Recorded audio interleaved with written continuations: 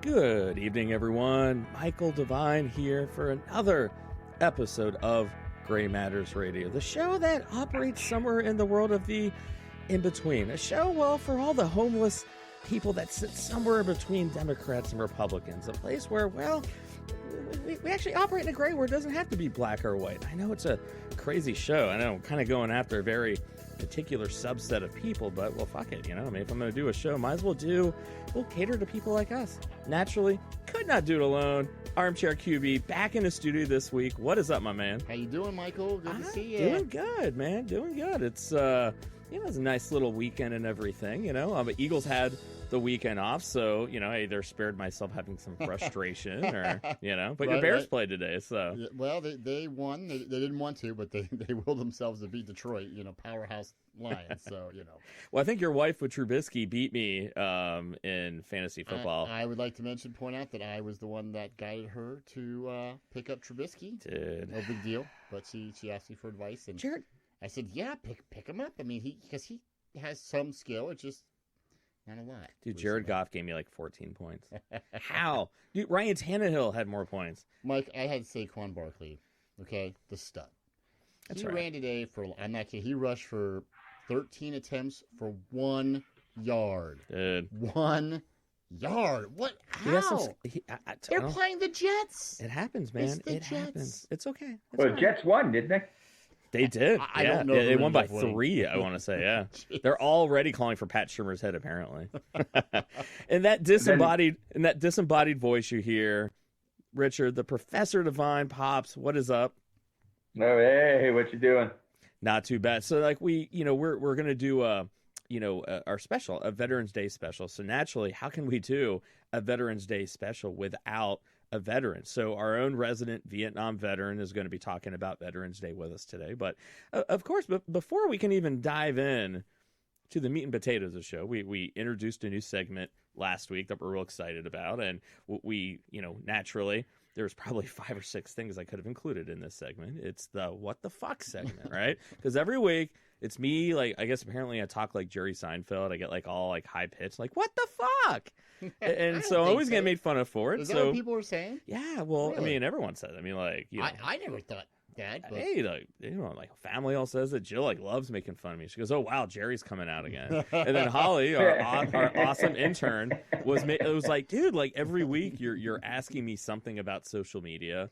And like, what the fuck does that mean? She goes, you just got to do a segment on it. So we started it last week. It's going to be a regular part of the show. And so we got to kick off the show every week with what the fuck, right? Well, it's ironic you say that because sometimes when my dad gets really worked up, he reminds me of Frank Costanza, George's dad. He's like, what the hell's going on? Serenity now!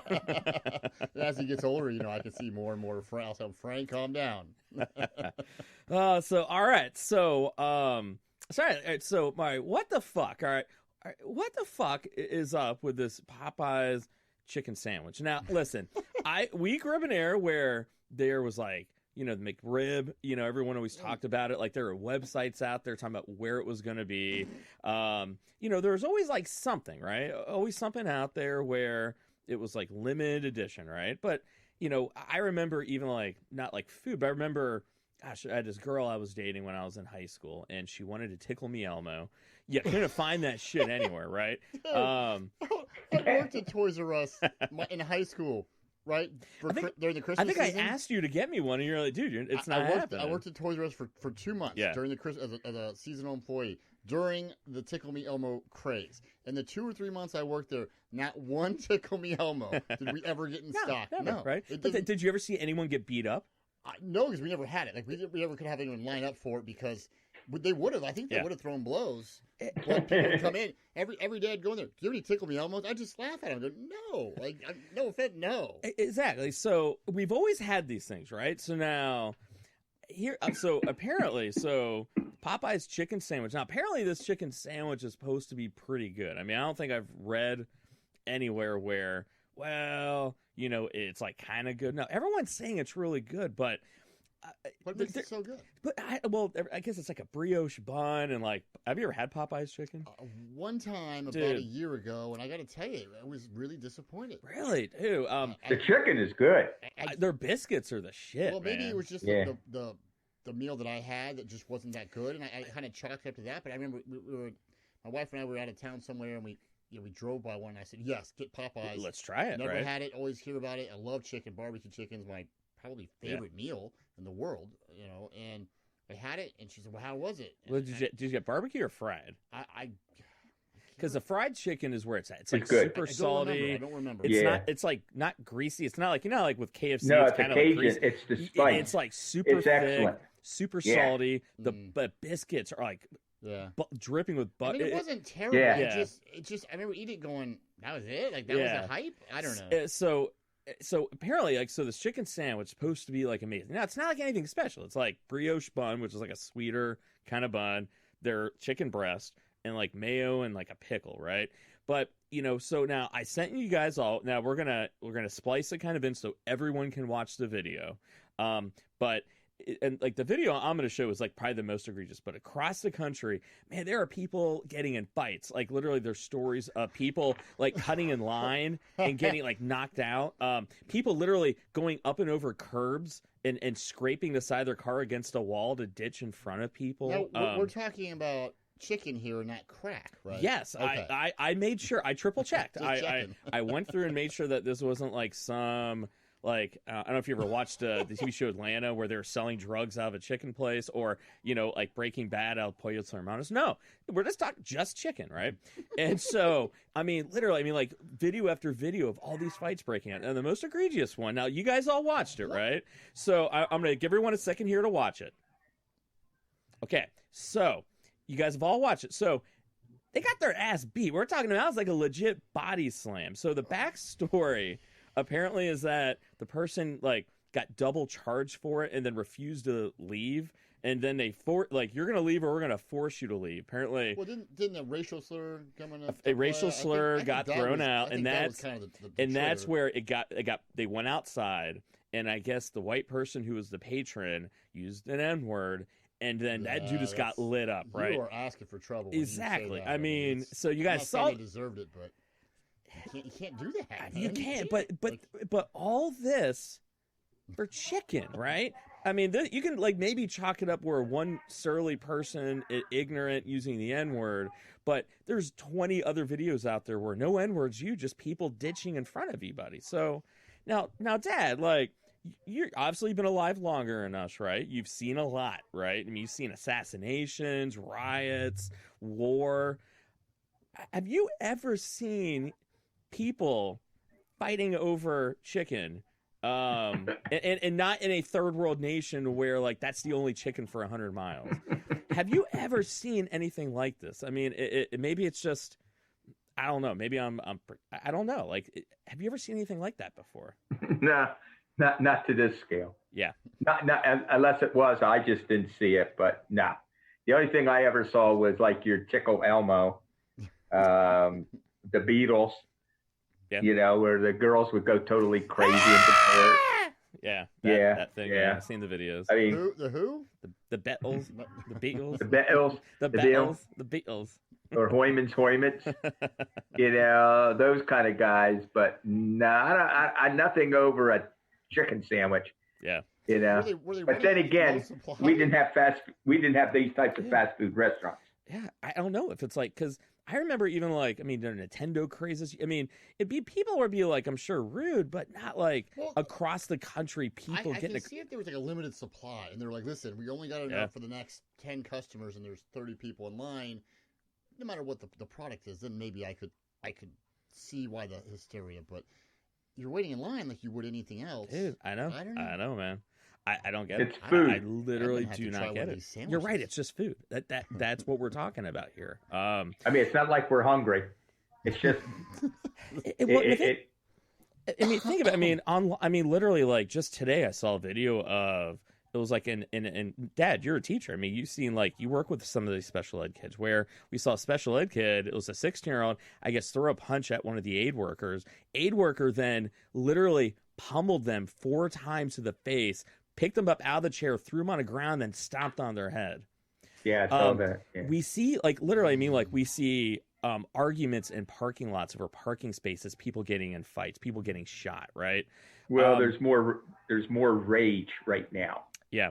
People are very, very easy to rage. I mean, from road rage was always, I mean, that started many years ago. Yeah. You know, and you're now starting to see, you're starting to see rage where you never thought you'd see it. Exactly. And over any little small thing, people's patience, we've basically started eating our young with the rage. We've just become to that point to where, you know, like during the 2016 campaign, I don't mean to go into politics, but you had people going into areas during the rallies and things like that. People are just now, like, it's almost starting to become common that's an accepted mode of expressing, is to go into a rage of anything that is contradictory to what you're feeling. Then that can become a rage. Yeah. And they'll lash out because they really truly feel they're, you know, I really feel as though they feel they can do anything they want and nobody's going to be able to do anything. Well, you get this sense, like Hunter S. Thompson in his book Fear and Loathing in Las Vegas had this, you know, in one passage in the books he talks about in the 60s and how it was a sense of like there's so much tension in here you could strike sparks anywhere, basically, and that's the sense you get. Whereas it's very reminiscent to what we saw, I think, in the 60s. And you lived through all that. And I mean, is it just me, or does that same tension you feel right now, only instead of it being about directed at the government, it really is more about people just directing it at each other almost? That it's almost like like when our kids they did the demonstrations, the student demonstrations. Yeah. The silent majority, the hard hats beating up the war protesters, you know, that it started, that was starting to boil over to where you were starting to pick sides on the protesting to the war. If you had long hair, you were the hippie. And then if you go back into it, you'll see where the hard hats is basically, those were the neo-conservatives, or what Nixon called the silent majority. And then they were going, basically, if you're going to protest against the government, I'm going to beat the shit out of you. And they basically did. Or a lot of them were World War II veterans, Korean veterans. And when they saw with them just burning or destroying,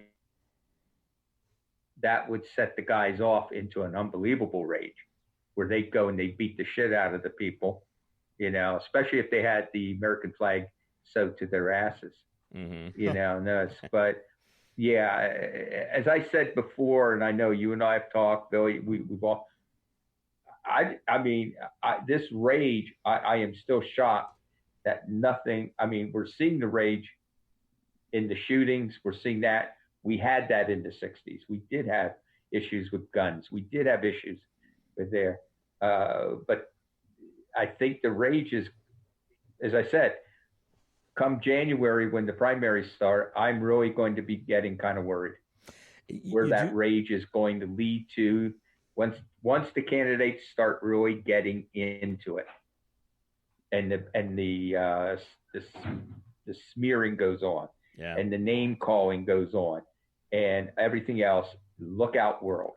And I think you also get a sense of, like, in the summertime when the actual presidential campaigns are all full, that's where all of a sudden you start getting worried of, like, oof, you know. And I think this is a really salient topic for Veterans Day. And I'm going to read a quote here. This is from a Hill article, and it was really talking about Veterans Day and just the whole idea of ensuring the legacy of our veterans, and what, you know, because we look at Memorial Day is for our veterans who gave their lives.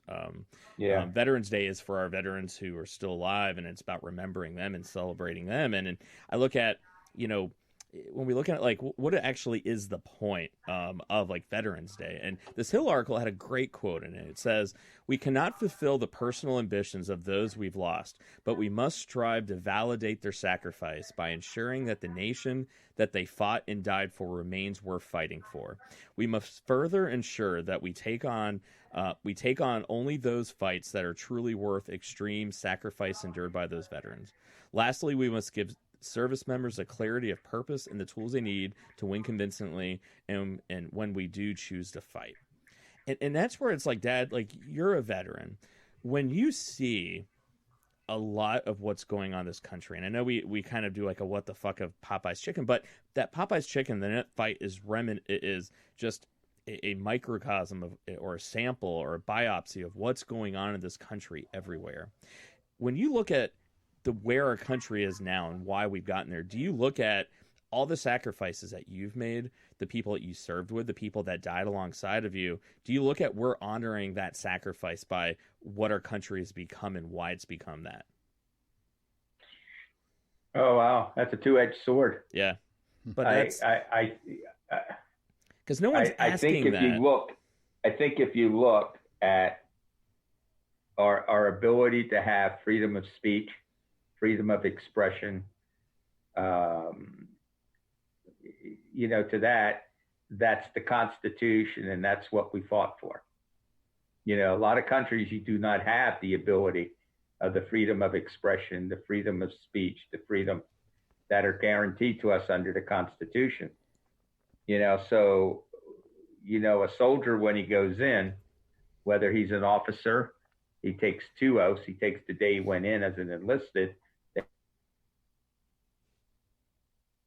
But the main thing is that you're going to preserve, protect, and defend the Constitution. That's the whole part, that you're willing to pay the supreme sacrifice to preserve the Constitution. So if you look at it that way, yeah, the veteran can look at it and saying, we preserve what those rights are. Nobody's taking them away. It's like in the very literal, like, constitutional sense. Yes, we're preserving that. But getting outside, though, because there's another great quote. This is actually by John F. Kennedy. He says, and this is at these really good quotes about Veterans Day. And one of the things he said is, we express our gratitude. We must never forget that the highest appreciation is not to utter words, but to live by them. And there's a lot of talk out there. I'm an American. I'm proud. This is about me, an American. But are we really living, by what our forefathers set out when we're treating each other the way that we are, when the lowest common denominator is fear, division, polarization, using the logic of, well, they did it to us first and we got to win, so we're going to do it to them. I mean, are we really honoring them? Are we really living, are we living the words? Are we living what really means to be American? Are we just saying it or just using a flag to justify doing bad things? Are you referencing domestic or international?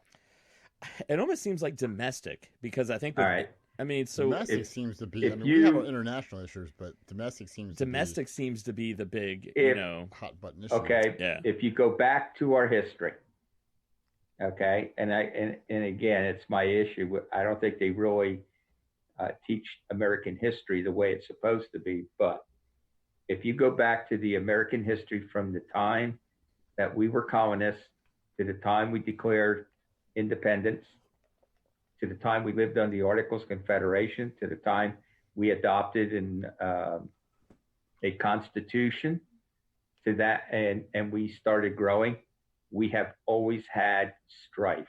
That's the nature of the American. The English could never understand the colonists because they thought they were crude, rude, boisterous, and a bunch of wild Indians. Goddamn right we were. And that they were uncouth, they were always fighting, and they would fight amongst themselves, but their common enemy, you could fight amongst yourself, but the common enemy was, we'll beat the crap up out of the British because we hate them. So I think if you go back and you look at American history and you look at all of it, it's always been turmoil. Our politics, turmoil. The era of Jacksonian democracy was, I do look at Trump and his as a Jacksonian democracy, because when Jackson came in, he came from the West. He was a wild, carousing drunkard. Be very honest. I mean, government. He got rid of everybody. He closed down the pet bank.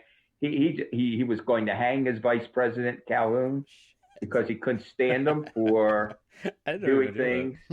Did you know that? That's what Trump's going to do to Pence at this. I'm about to say, like, he makes that shit. Like, how did we hang his ass? Well, his impeachment thing doesn't work out too well. He fell. He fell. Yeah, because South Carolina passed the nullification acts, and John Calhoun was on the theory of secession. Is that basically every state has the right to secede from the Union, and then they came up with the nullification acts and. To South Carolina. So Jackson was so mad he was going to go down there and just hang the son of a bitch because he was mad. And then was the tariffs. As Jackson passed the tariffs of 1828, which basically favored the North, punished the South.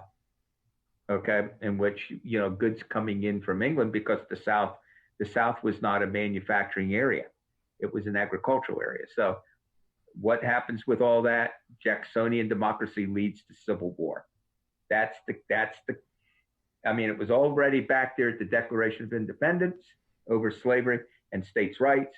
When it became even there, the rise of Jackson starts the process of the United States towards civil war. So really, I mean, if we're everything that we've done, has been in some kind of strife, even after the Civil War. So really, I mean, if we're really being honest, this is just history repeating itself over and over and over and over again. It's so the really, American way. It's more American to have this than it isn't really.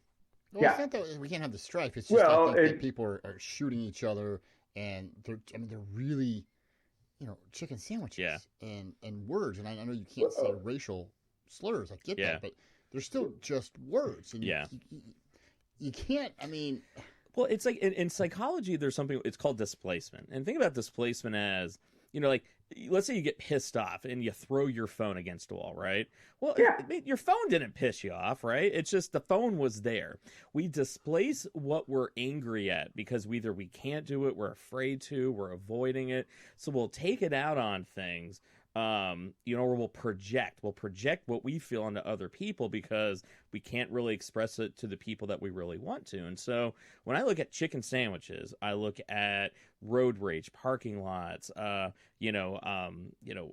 people are being treated. I mean, like, I remember I saw a video online where it was at Little Caesars where the person got their order wrong. Person brought it in, was angry. They're like, "Sir, sorry, we'll fix that right away." And then a person reached across the counter and bitch slapped him across the face. Like, I look at that. It's displacement. People are displacing their frustration again into the people that are right in front of them, and it's almost like they're so angry and frustrated, and it's kind of like our kids when they're cranky. It's like they're cranky and they don't even know why, but they'll take it out on everybody. It's almost like that almost. I mean, I think your whole thing is I agree with you on there. I mean, we were a nation that was very, very cranky during the Vietnam War because it went on for so long. It was America's longest war. It was a 10,000-day war, and it was people were dying, and that's why we were cranky. We didn't want to go off, and people are sick of seeing people dying. Well, the other part is you had the draft. Yeah, which is just proportionate poor people, Latinos, African Americans. Exactly. Yeah, it was people without bone spurs. Got out. Without bone spurs. Yeah. Yeah, the rich got out of the thing. They went to school.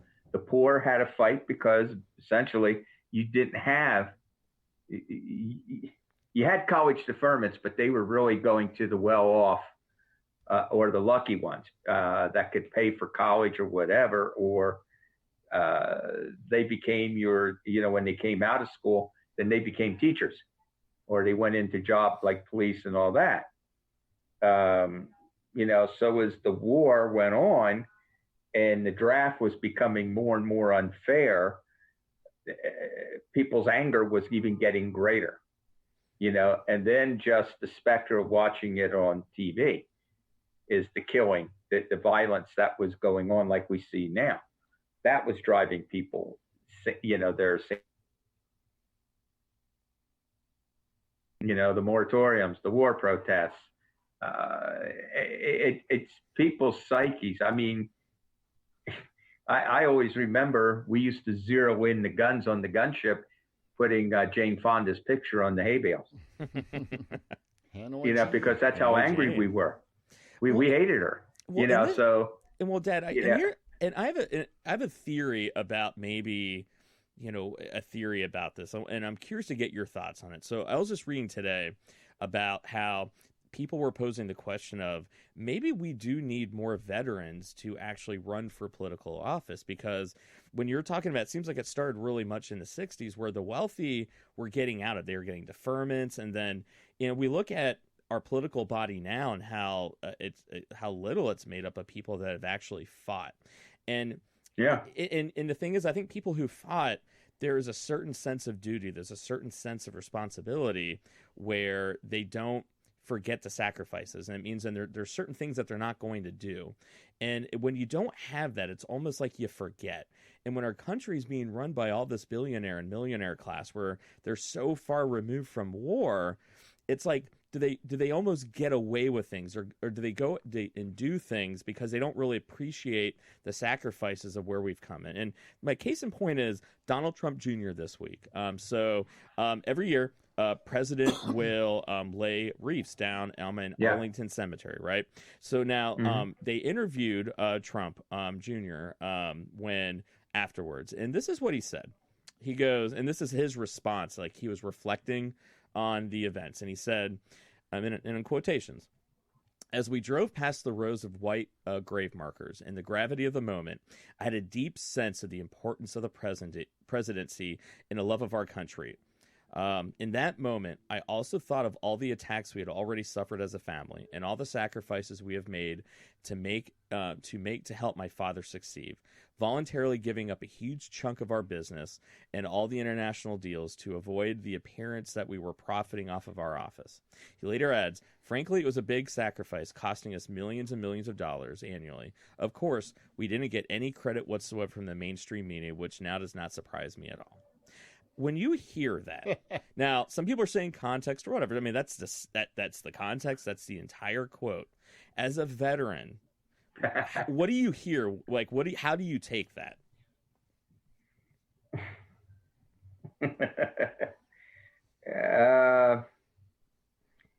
I think, well, that's how you want to put it. Before I went overseas to Vietnam, I went down to Bethesda to visit a very, very good friend of mine who was a Marine who had just been seriously wounded and came back when he was at Bethesda Naval Hospital, and they still didn't know if he was going to live, die, or be completely paralyzed from the neck down and all that. And I remember he said, "Make sure you wear your uniform to come in." Okay, so I did. And then when when I saw him, I was so taken back. All of a sudden, it dawned on me: this war can get you killed. I accidentally, and I'll never forget it, I took a left turn instead of a right turn, and walked into a ward that was really, you weren't supposed to be there. I don't know how I even got in, but it's the ones that survive wounds that should be more graceful dead. But I didn't know more what to do. When all of a sudden the nurse and the security guard, an MP or a shore patrol, whatever, they quick grabbed me and told me I shouldn't be here. Where I was looking, they took me up to see him. So, and I remember before I left, he told me, "Go to Arlington Cemetery and sit on a bench and look at it." And he said, he goes, "And think of what you see there and what you're going to do." And, and I did that. I went over, I saw Kennedy's grave and everything else. And if Donald Trump says that all he could think about was the millions of dollars that he sacrificed, I looked out over the crosses and saw people names and all that of fathers, sons, and everybody else who never even had the chance to fulfill what they could do. I mean, from jobs to whatever, they gave the ultimate, So when you that and I read it, I sat there and I went, you never even got the meaning of what Arlington Cemetery was. Yeah.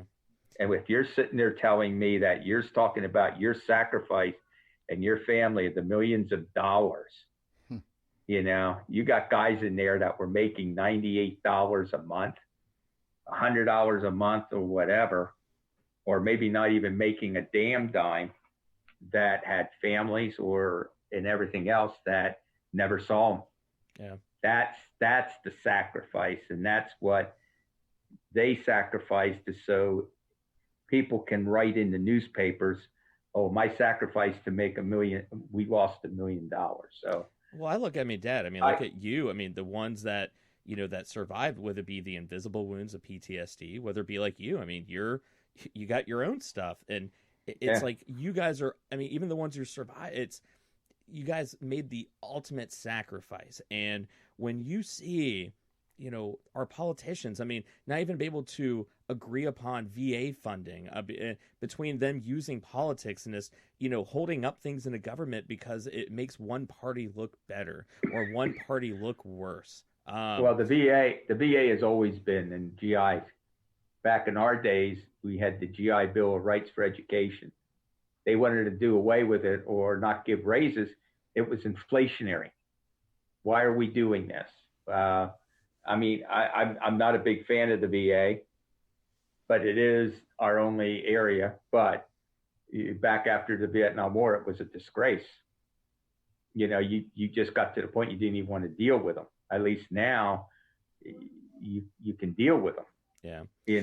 But it's not to say it's fair, but I think I would even say now, though, because Bill, I don't know if you know this, I did a lot of community mental health when I was in grad school, and we did a lot of mobile assessments, and it was amazing how there were so many veterans who were poor, really struggling with the addiction, mental health, physical, and because they wanted to stay away from the VA as far as possible, they literally were like, well, dude, you can go to VA. Like, we don't want to go to VA. Like, give me any other benefit, give me any other resource. I do not want to go there, because that's what the state of it was, especially in Dallas. And there's a good quote here, by Dan Lipinski. He says, on this Veterans Day, let us remember the service of our veterans, and let us renew our national promise to fulfill our sacred obligations to our veterans and their families who have sacrificed so much that we can live free.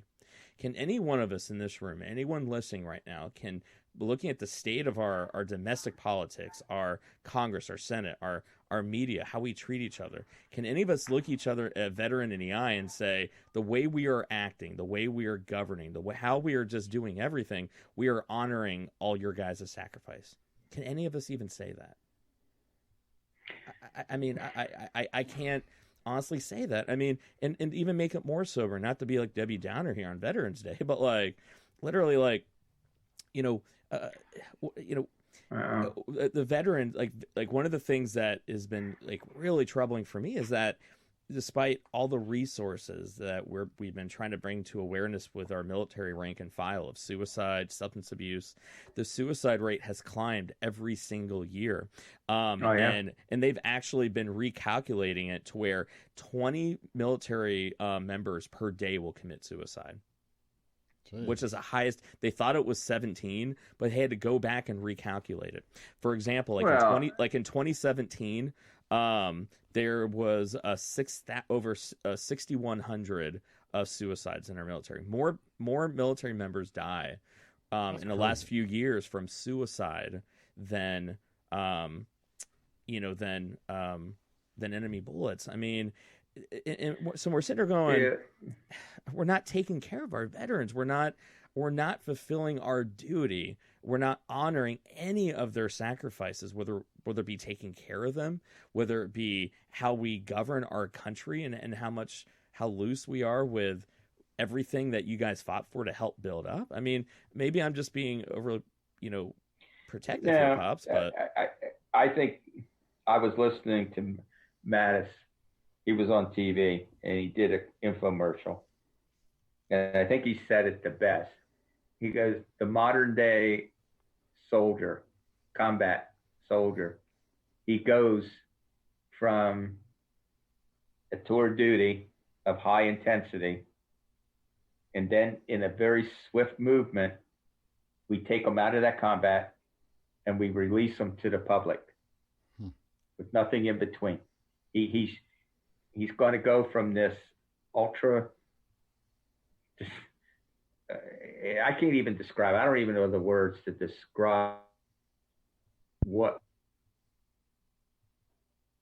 if you're not in combat every day, it's you're living life to that extreme. You're constantly going up to the edge, back, up, back, and then you get gutsy enough that maybe you'll cross it a little bit, hoping something doesn't get you, and then you're back. So you're getting these highs and lows, and then all of a sudden, and I'll never forget it. We were boarding the flight on Cameron Bay to come home, and it hit me that just 18 hours beforehand, I was taken out of the field because I was going home. Now here I was at Cameron Bay, which was relatively safe, with no weapon. They took away your weapons, so you're there, and then all of a sudden you're boarding a plane, and the next thing you know, Cameron Bay Air Force Base is getting hit by mortars and rockets. So you're sitting there going, crap. No weapons. And then you're on the plane, and then all of a sudden they tell you, well, you're no longer in Vietnam, you're in open, you're gone, and then they feed you a steak and whatever, I don't know. And then you're at Fort Lewis, and since I was going to school, I got released, and then all of a sudden, within 15 hours, so 33 hours, all right, so it took us about 33 hours, okay, I was now leave there at Fort Lewis, and within 8 hours, I was home. And all of a sudden, you're beginning to realize in a span of 4, you're now released, and your body is going through these ups and downs. So in order to curb it, and as Matt is saying, you've got to curb those ups and the downs. So what do you go to? Alcohol. We used it when we were in the war zones. You did it. Yeah. I mean, that was the only thing that could keep you moderation. Well, we see that's where, because opium and heroin drugs was so bad over, that's why a lot of our soldiers came back hooked. That means, if we're really being honest, the start of really the heroin epidemic was that a lot, because you have a lot of soldiers that were drafted out of these inner city areas. When they came back, a lot of them were hooked on heroin, and then and they also became drug dealers. Yeah. They were finding ways to move drugs from Vietnam back into the States. They're doing the coffins, right? Yeah. Air America, what was it? Air America and the CIA were the CIA airline. That's right. Yeah. They were funding their efforts by the heroin trade. They were using the organized crime, American Gangster with Denzel Washington. Oh yeah, great movie. I mean, that whole character was based upon the heroin true story trade back where they were moving drugs through the coffins. Yeah. Coming back. But I when you see they're there, it's if they go to the drugs, they're going to go to the booze. If the booze doesn't help them, they're going to go to the drugs. Yeah. And then what happens, they get into such severe depression. And this is where I think the VA is trying. But when do you catch that person when he falls over that? Yeah. And then the demons start hitting. Well, and I think also, Pops, what we've also kind of learned, it's like, and this is where it's really tough, because when we're looking at what PTSD is, I mean, literally, it's our brain has this ability to grow, change, and adapt to survive, right? And so when something is so intense, because like usually our brain stops developing, usually by a very early age, usually like 18, 19, 20, it starts crystallizing for the most part. And so we have a lot of people that are going off to war in that age group, a little bit older, skosh younger, and the brain literally changes. So because the brain literally is going, wow, if I'm going to survive, I need to change how I react, how vigilant I am, how much I relax, how I react, how I handle certain things. And the thing is that the brain doesn't then go back and change just because you came back home. The brain literally was like, well, I'm always going to be like this. And I think you have soldiers coming back 5 years, 10 years, 20 years, talking about what they react to. Dad, like, I remember the story that you were telling me, right? It was like, a couple months before you moved, where like, and I don't know if I ever told you a story, Bill, where my dad, he was in a garage. He, I guess somebody had come over. The person they were selling the house to, they had somebody coming over doing some stuff outside. No, it was a neighbor. Neighbor, right? And so, Dad, I guess the garage door opened up. I was cleaning out the garage, and it just happened that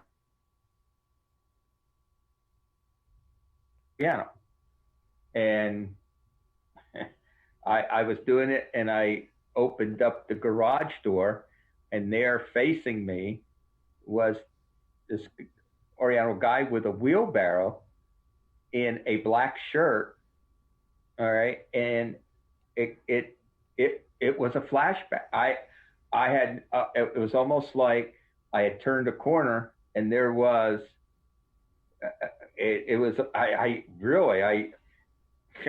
my first reaction was, Christ, I have no gun.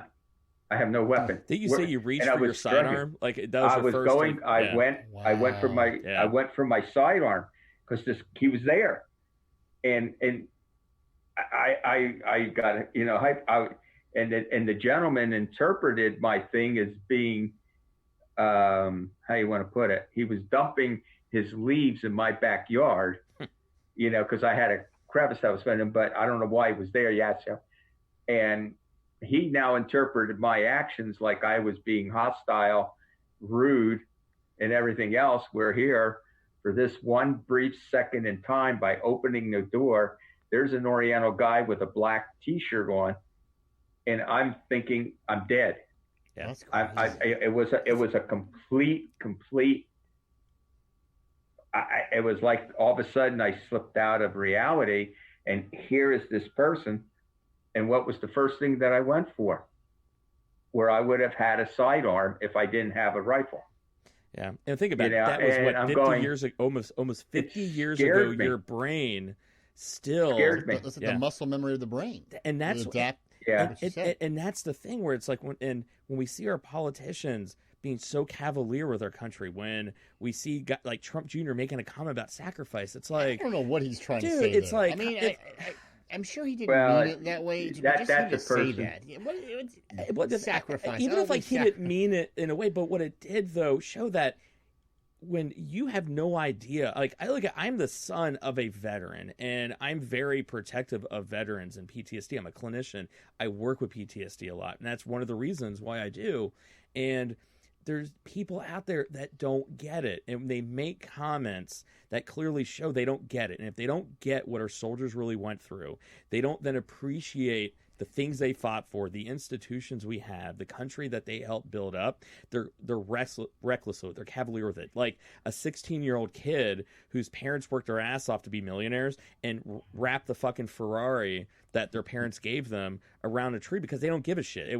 They didn't realize the sacrifices their parents made, and that's what it feels like. And this is the problem when people don't appreciate that and get 50 years later, the wounds are still there. That's the sacrifice. There's one thing when you talk about PTSD, post-traumatic, there's things you encounter that when you see it,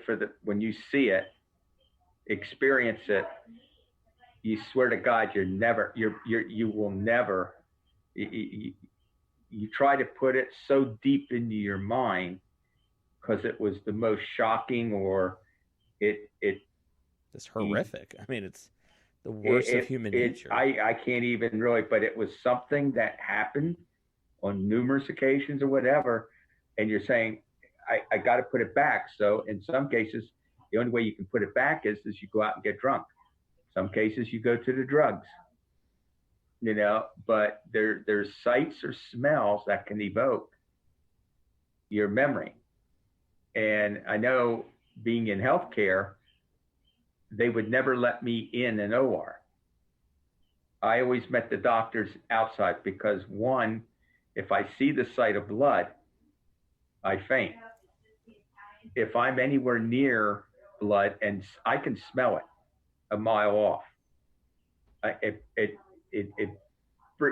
a sickening smell, blood. And I know, but even if I cut myself real bad and I'll smell it right away, it brings back. And I think that's the key when all these stressors come in, something charged it back that brought it up to the brain. And it comes back now as a world of reality. And now you can't get anything back. And what's the people do? In some cases, they can't live with it anymore. And that it drives them to the point where if I can't get it out of the brain and put it back where it was, what is your recourse? They start moving over the edge. Yeah. And I think people just don't realize sights, sounds, things of what you see. There's a lot of repression that goes in. I bet there's a lot of repression. Yeah, it doesn't mean you have to be 40 hours or whatever.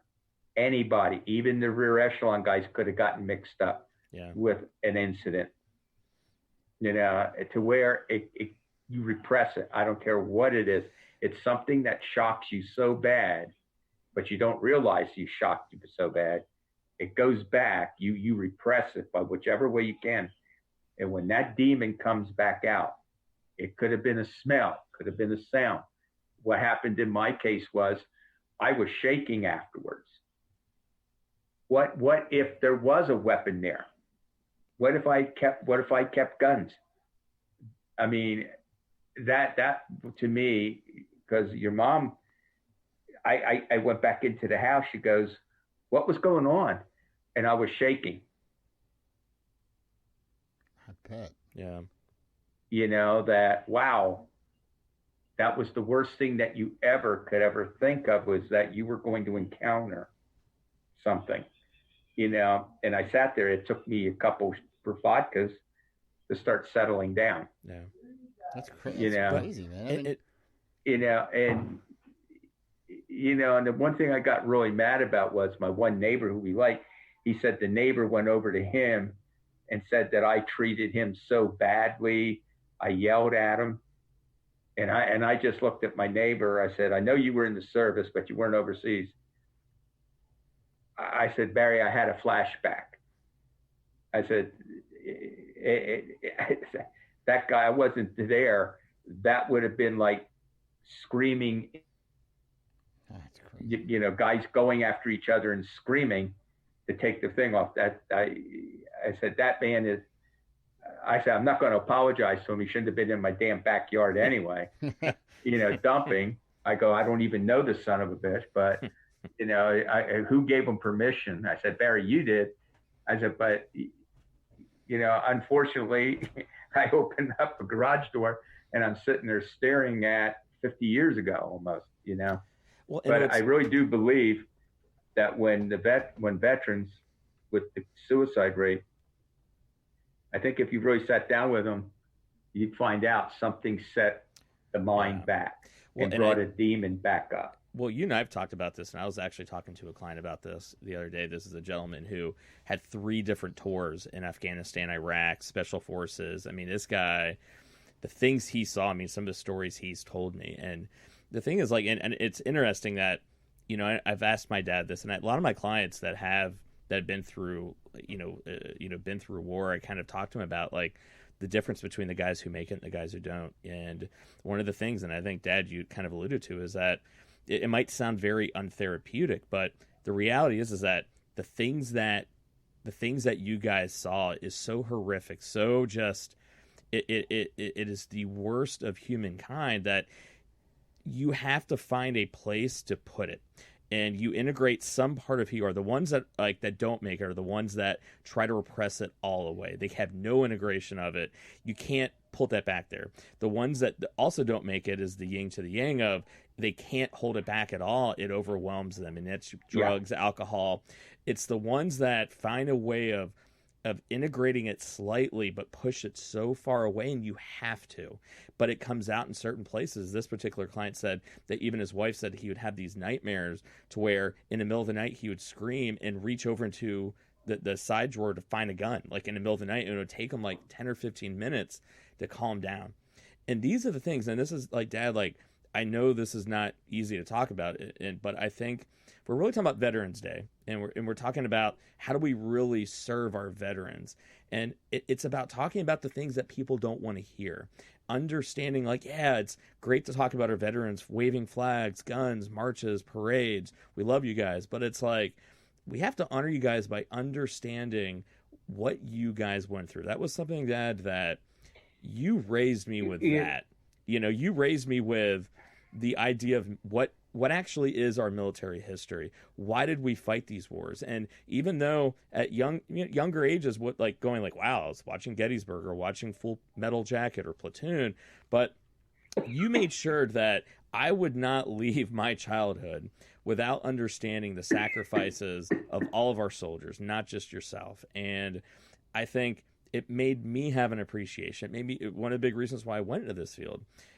It made me have that appreciation. And I think if we really want to celebrate our veterans and we really want to understand, like, it's about, let's understand what every single one of you guys went through, how it's affecting you today. And if we really have that understanding, you know, can we safely say that we would still be doing the same things? Because I don't think we would, because that means that we'd be taking a shit on all the sacrifices and everything, all the scars that you guys have, both physical and psychological.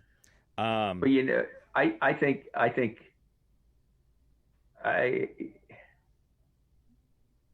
you know, it's interesting what you said. I think everybody thinks there's glory. That, you know, I mean, back like when you watch Gettysburg and all that, it's, well, if I got to die, I want to die, you know, and all that. The worst thing to a guy in combat is you're the person. So he's always wishing that, you know, I hate to say it, that is the one, and he's going to get the hell out of it, you know. When I went to Europe and to the you know, the Normandy beachheads, and I sat there and looked at how far those guys had to go from the, you know, from the landing craft, and how the withering fire, the Germans, it was a killing zones.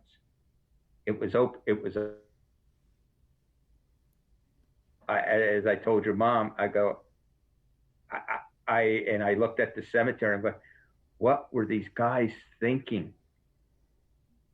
I mean, I couldn't do it. These guys kept on going, you know, but I said they had to be so committed that they were fighting, you know, for Mom Pie, you know, that their sacrifice and their fighting was to really save the United States, you know, and also the peoples that they were freeing. I mean, what else could have motivated them to go into this fire without running? And, you know, and I sat there and I thought about it. I said, you know, people, the World War II generation were people that were actually taught American history. They believed in it. They were totally, I mean, there was a depression, everything, but there was a definite love for the country, not for its money, but for what they had. And I think afterwards, from Korea on, it's all been, you guys will fight for the Wall Street guys. It's all for the money for the Wall Street guys. Well, think about when everyone talks about what makes America great, it's our ability to make lots of money. It's our economy. It's our capitalist way of life. The American dream. It became that. Well, and I mean, what did the communists always?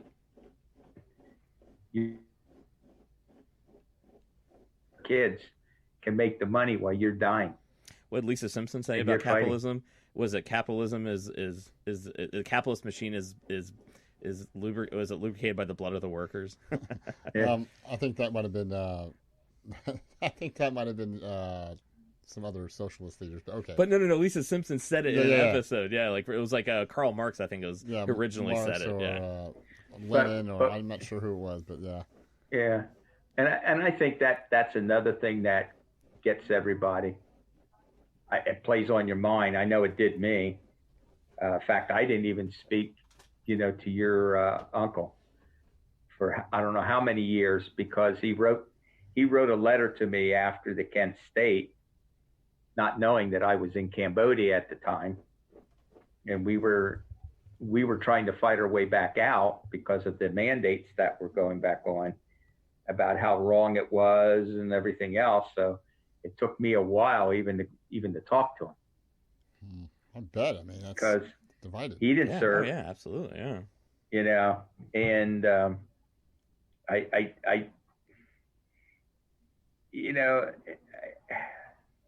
we had, and I won't go into all the, we captured a real young, well, I hate to say it, I was the guy pointed them out to the Koreans. I said, that guy over there, I told him, I said, that guy over there does not look like a South Vietnamese peasant. I said, that guy looks more Chinese. And so they went over, and here he was, a North Vietnamese lieutenant that was caught when we went through the village. So he quick put on some peasant stuff. We held him waiting we took him away from the Koreans because they would have killed him. So we were in there till the MACV guys came in that would take him off. So we were keeping the Koreans away from this guy. And then all of a sudden, this guy spoke perfect English. Most perfect English you could ever want to hear. And he was almost our age. He was rich. He had his parents had sent him to the Sorbonne in France to learn, and he came home on leave. And when he was home on leave, he got drafted. And he was there, and we were talking, and he said, "Why are you guys fighting this war when it's a civil war, just like your civil war?" And he said, "You guys are just fighting to let all the rich kids get out of this thing and make money while you're here." And I sat there and I went, I was about ready to, but But it's very true. I sat there and I thought about it, after I knew the guy wouldn't be alive, and everything else when they took him back. But I sat there and I thought about it. You know what? I was the unlucky one. I did have to go. I didn't have a letter that could get me out on bone spurs. In fact, at my draft board and all that stuff, if you had a letter with bone spurs, they would have ripped it up and smoked it, and everything else. But I wasn't that one that had a silver spoon or money or whatever. So no matter what I would have done, I would have had to go in one way or the other. Yeah. And I think that's the part anymore, is the fact that we're a volunteer army. They also didn't like the draft, and and that the people that are fighting these wars now are really not your middle class or your, how you want to put it, the rich. It's people coming in like some of the dreamers it's people coming in off the farms in those areas in which they haven't had all of it there. I mean, there is middle class and all that, but it's a different makeup of the veterans. We were drafted, the rich ones were in the National Guard and the reserves, and the Vietnam War, they never called up the reserves or the National Guard. It was strictly, for the first time ever, was a war fought completely with draftees. Yeah. You know, might as well go and all that. But so I think to the point, you know, people, I mean, the veteran who does fight, veteran who goes to war, you know, is an idealistic romantic. And he really does believe in the country. He really does believe in what it is. But there's also purposes of why he's doing it. So let me ask you this, Pops, you know, and, you know, to kind of close kind of things off, you know, and what is it like if you're really looking at Veterans Day and how people can really honor veterans if we really are using this holiday? Like, as a veteran, what is it that you would like to see from people that would show that, hey, you're honoring the sacrifice that I made, my friends made, and everyone before me made? What should we be doing? I just think it should be a rebirth to what this all nation's all about, is that we have the longest living constitution of the republic. You know, when I hear people, that piece of paper. Yeah. When I hear people say that the Constitution, you know, and I'm not saying it doesn't need amendment. I mean, it does need to be, you know, but when they call it, I don't know the exact words that was used, you know, as a decrepit document, or it's there, then you just dishonored every veteran who took the oath to protect the Constitution. If the President of the United States, and I know there was a word he used, and I can't remember it, but I heard it on Morning Joe.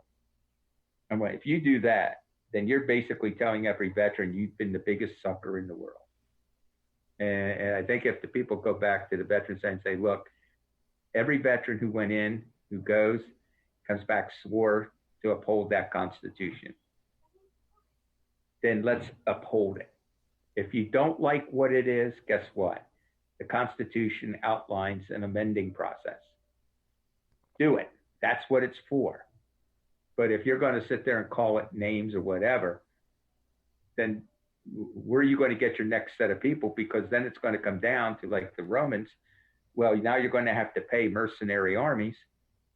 You're going to have to pay them a hell of a lot of money, and then they're going to turn their backs on you. Because, you know, and I think that it's not just the veteran, but it's a reaffirmation of what we're all based on and what the veteran does. He protected and defended the Constitution so that it can work. And I think that's what people should start recognizing. And the thing is, I love that. And actually, I had a quote, like, I'm going to close us off kind of on this one because, you know, and Dad, I want to thank you for coming on and sharing, because if we're really being honest, like, this is how I feel as though we should honor you guys, by understanding, you know, we can't honor you guys until we fully understand the emotional aspects of what you guys gave up, and what you guys went through physically, psychological, and everybody else. And I think if we understand that, you know, we will behave and act differently with our country, and not just, you know, run it into the ground, because we realize we have it the way that it is because of what you guys did. And we can't keep using the excuse of, look at the economy, though. It's like, no, it doesn't matter how good the economy is. It's not always about the economy. It's about everything, the union as a whole. And as you said it, like, if we treat our soldiers with respect, and that is directly proportional to the idea of whether or not they're going to fight for our country. And so I'm going to end us on this one. All right. George Washington said this. He goes, "The willingness with which our young people are likely to serve in any war, no matter how justified, shall be directly proportional to how they perceive the veterans of earlier wars were treated and appreciated by their nation." You know? Yeah. Very powerful words from our very first president. Yes, indeed it is. You know, and that's what that's what needs to be about. And it's not even just it's not even just about being a soldier. It's about being an American, and to be a good American, to treat our country the way that it should, to participate in the country the way that it should, not for our own gain, but for the country. If we understand the sacrifice that you guys made, and how we treat you guys, that's how the next generation and the generation after that. And so I look at, you know, me, Bill, we have kids, and our job is to pass that message on to make them never, like, even though like sometimes the details aren't pretty, they need to understand what everyone fought for, the good, the bad, and the ugly, because it isn't pretty. We can't sugarcoat it. And if they understand, they're going to treat each other, the country, what they do. And I think that's where we need to go as a country. That's a big turning point. And I hope on this Veterans Day, whether it be discussions like this, and everybody else having other discussions. I mean, everyone's going to know a veteran. Talk to the veterans. What did you go through? What is it like? How did it affect you? That's what we need to do on this Veterans Day. And that's my call to action for everybody that listens. Talk to a veteran. And I'll close on there, when the Vietnam era and the Korea fought in very unpopular wars. The Korean guys fought in a war after World War II, unpopular war. The Vietnam era, unpopular war. Iraq, and Afghanistan, actually popular wars. Well, what's interesting, though, those guys are treated a little bit different. But what's interesting, though, I went and did some research that I think it was like 52% of people who fought in the Iraq war thought it was worth it. The highest one was the Afghanistan war, which was like 60 some odd percent. So even then, even for the wars where they were treated a lot better, it still a lot of questioning of whether or not their sacrifice was worth it. And I wonder how much of it is because of how, not necessarily how they're treated, but how the country is being treated. Treated them, You got, it's like, why did I fight? What did I fight for? If this is what you guys are doing with the freedom that I've allowed you guys to have, that's not cool. See, and that's where, when we all came home, when we came home, you know how you go through the airports today, people, they would clap and all that stuff, or we were booed. You were spit on. You went and you got rid of the uniforms very quickly. Dick, let me ask you this, because I've been reading some articles here lately, ironically enough, and I'm glad you kind of brought up the whole spitting thing. Were you personally spit on, or knew of people that were spit on? And the reason why I ask is because it kind of seems like that's always the narrative that I've always been taught or thought had happened. But there's been almost this movement lately, and I've been reading this from multiple sources, and I was very, very surprised that this is like a thing. I just realized this or learned this in the last few days. But there's like a narrative that's out there now, and several people have written about it, saying that, as crazy as it sounds, that veterans returning from Vietnam, soldiers in uniform, were not spit on at the airport. Yeah, there were protests outside, especially like in San Francisco, the airport. But there's like several journalists that now dispute. No one was ever spit on. And I'm like, what do you like? What's your take on that? That's a good question, B. Ray. I do know. I myself know, but you don't actually have to be spit on to be defamed. Right. But there were incidents of people that I do know that that they did actually. In the case, I was traveling with five other guys going back to Philadelphia and all that. And when we went to SeaTac Airport and we went to try to get tickets, the ticket person there at the airline wouldn't give us tickets, refused to wait on us. And finally, after ignoring us and going to other people, one of the guys, he was a captain, asked to see the person, and then the head of the ticket gave us some tickets. And then we went to a restaurant while we were waiting for the planes, because we were going back together. And two of the waitresses refused to wait on us and all that. So does it really take a spit? No. Does it take the derogatory? Yes. Okay. Well, I just want to clear that up, because there was some people were saying that, maybe that didn't happen. Well, let me ask you one more quick thing. I know we're trying to wrap this up here, but it's kind of something I kind of thought about. What's your take on, do you find it ironic now a little bit that some of the same people that spit on the returning soldiers or disrespected They love soldiers, the war. The ones that weren't good to our returning soldiers in Vietnam and called them baby killers and refused service and things like that. Don't you think it's a little ironic now that some of these same people that were so anti-war and anti-soldiers, more importantly, back during the Vietnam era, are now actually giving President Trump shit for not going to Vietnam? It's like they want their cake and eat it too. Like they didn't want the war. They gave shit to the people that went to Vietnam. Now some of these same people are giving Trump shit for, what do they call as a draft dodger. Now, well, what do you think about that? Just real quick. I mean, my thing is follow the money and you'll follow where they're going. Yeah, I don't know. I just think that's funny. Like, you hate the war, you hate the soldiers, and then this guy, well, this guy didn't even go. And you're like, wait a minute, you hated the people that went. Now you hate the people that didn't go. Is, I don't know. Anybody can. I'll support it now because I know I don't have to go.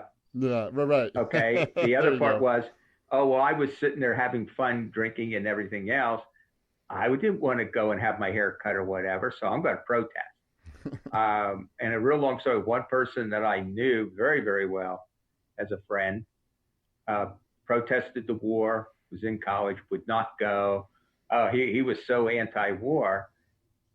And then just a couple years ago, he wanted to know if Mike's mother and myself wanted to go to Vietnam with him. And I just looked at him. I said, what?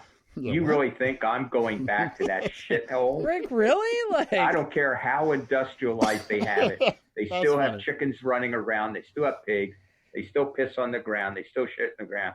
It sucks. I ain't going. And then I looked at him. I said, what the hell are you going there for? I thought you didn't want to go there. Yeah, right. Oh, well, I'm going to go over there for a month. I went, well, Christ, you could have gone on for a whole year. You wouldn't have had to pay one damn dime. The whole countryside. You wouldn't have paid to kind of go. Yeah. You could have had all your clothes, all your food, all your medical. Yeah. I mean, you could have had an all expense paid free I heard this like amazing thing called malaria. I heard and snakes, foot rot, jungle rot, like. And like, hell. Have you ever seen a trace around at night? It is beautiful. I just thought, well, hell, yeah. You would be hypocritical. I just shook my head. I just said, it's that you just didn't want to go and get your hair cut off, and all that. Let somebody else do it now. They're the biggest pro-military and everything else, It's just like everything. It's great, Yeah. Well. All right, well, let's wrap this thing up. Dad, thank you so much for, as always, the supporting the show, being on it.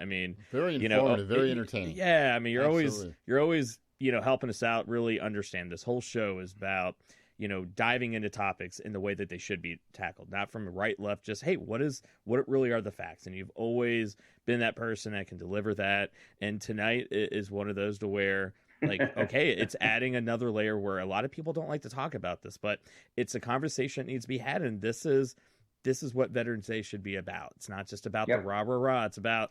I think that we should, have him back when he's on here, but we should have him back on, if he's willing to, maybe like an episode dedicated to discussing, debating the Vietnam War itself in general. If he's up for that, and maybe telling some more stories that you're comfortable with. And I found it to be very. I would love that. I would love to get just a group of veterans, even just to talk about not only the wars that they've been through, but even just like with the whole idea of like what is going on with our country, what is going on with some of these. We talk about going to Battle of Iran, and with it would just be really interesting at any time that we even talk about anything like this. It's like, hey, let's go to the people who've actually fought it. So, but thank you so much, Dad. It's a really good conversation. Appreciate fun. As always. Absolutely. So on that note, everybody, we're gonna wrap this thing up. I know we always kind of have like these conversations that are always kind of really good. And I feel real good at the kind of end of it. But this is one of those ones where it's like, hey, like, okay, this is the one that these are conversations everyone needs to have with veterans. So on this Veterans Day, I want everyone to at least have one conversation with one veteran in their life. On Facebook, you can find somebody, talk to them about their experiences, talk to them about their sacrifice, and share that sacrifice, share those stories with the people that That's how we honor our veterans, and that's how I'm going to honor mine, albeit with a little bit, maybe a bigger audience. So on that note, everyone, I want to wish everyone a happy Veterans Day. And, you know, yeah, and this next time someone asks you, Democrat, Republican, hey, fuck that noise. My ass is gray.